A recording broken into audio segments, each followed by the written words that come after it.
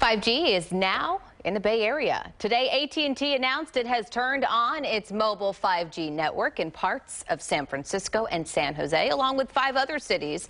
And this comes as Verizon announced 5G is running in Chicago and Minneapolis. And for more on what customers can expect, we're joined by KTVU tech expert Ryan Eldridge with Nerds on Call. Ryan, always a pleasure to see you.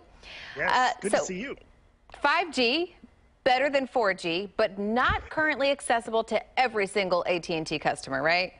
Yeah, and it's a partial rollout. It's really AT&T and Verizon kind of starting a PR war about who's going to get to it first.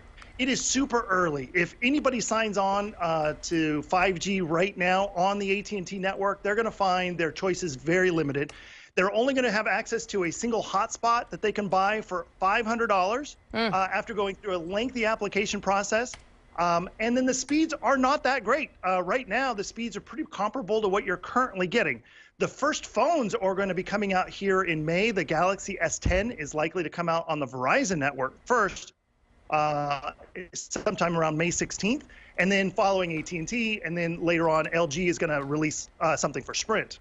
So there, yeah, note of it. You're not going to see the 5G pop up on your cell phone if you're in San Francisco or San Jose today. You'll have to wait at least a month until you can switch devices and that sort of thing. Exactly. When they are going to come out, what kind of changes will people see immediately? Will they actually see those speeds going faster? Because I know the 5G is on a separate frequency, different antennas, so it's a lot different than 4G.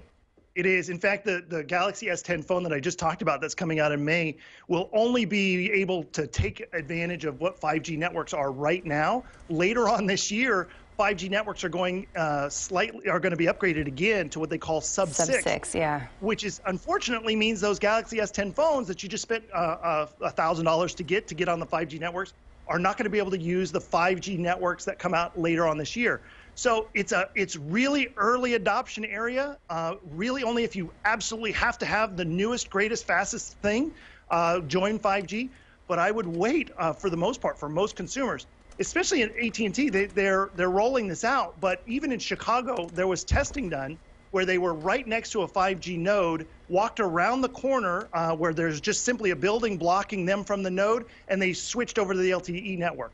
So you're not going to be able to take full advantage of the networks right now.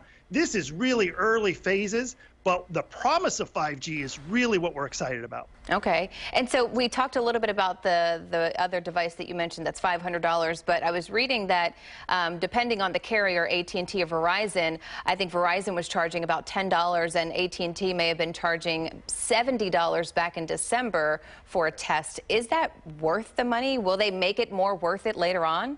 Price-wise? Well, right now, that's $70 for access to the 5G network for that hotspot that you can purchase for $500.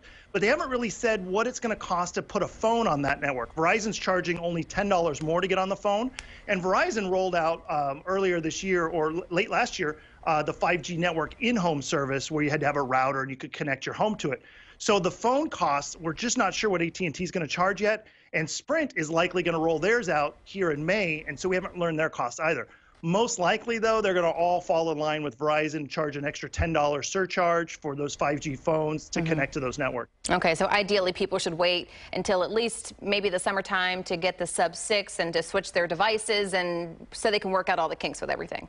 Yeah, I would certainly recommend that the average person just wait until late in this year to even see a phone. There's going to be all kinds of promotion. They're going to continue to fight, which is the great part of capitalism. They're all going to fight to get the prices low and get the connection speeds fast. Yeah. So if you do it all this year, wait until Christmas time. If not, wait until mid next year. That's when you're really going to start seeing 5G take off and be something worth investing in. Let's start saving our money now for Christmas. All right, Ryan Eldridge with Nerds on Call. Always a pleasure. Thank you so much. You're welcome.